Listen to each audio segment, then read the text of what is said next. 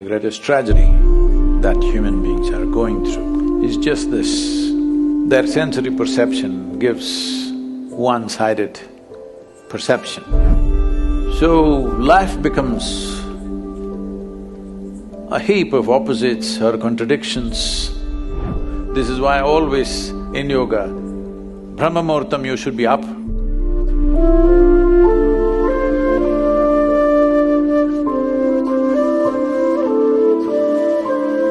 Say the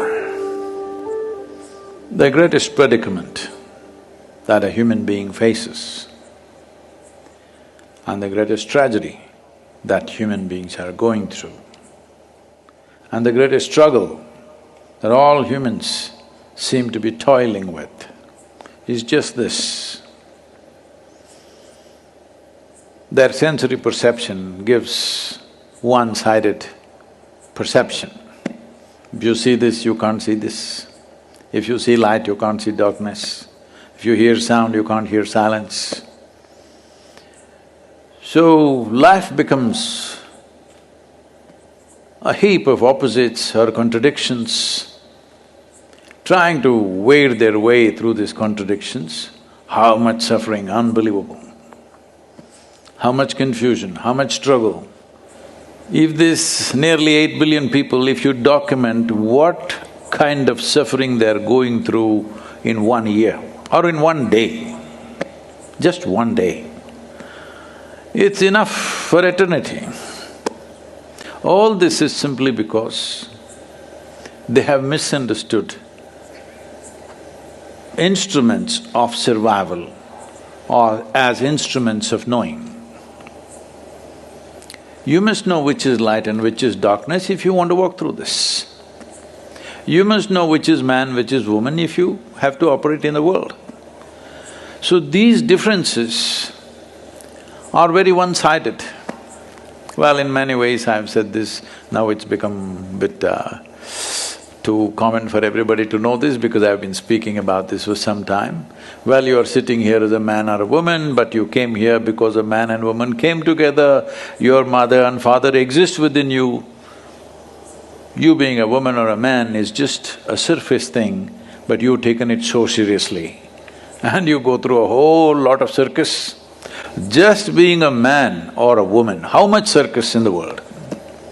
Forget about light and darkness, that's more complicated. Gender is the simplest damn thing. But how much struggle, how much social confusion, how many religions and scriptures have been written about this misunderstanding endlessly. This is just that because between light and darkness, you think they are two different worlds, because it looks like that. The day looks like one kind of world, this planet looks different during the day. During the night, it's a completely different world, but it is not, it's the same world.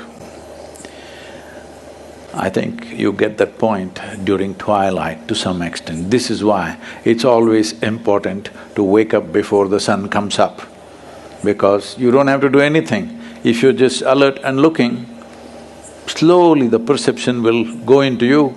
This is why always in yoga, Brahma Muhurtam you should be up because twilight starts then.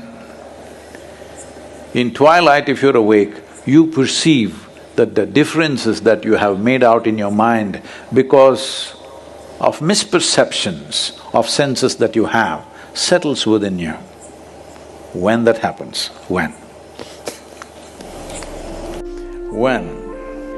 When a man is woman, bird a flower, red is blue, life, death, twilight. When did this poem happen? When?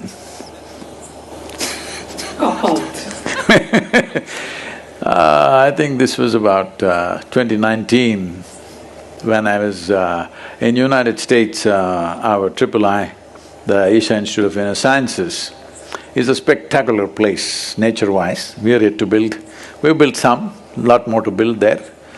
But in terms of nature, it's a truly spectacular place, and where I stay, you just cannot escape the sunset.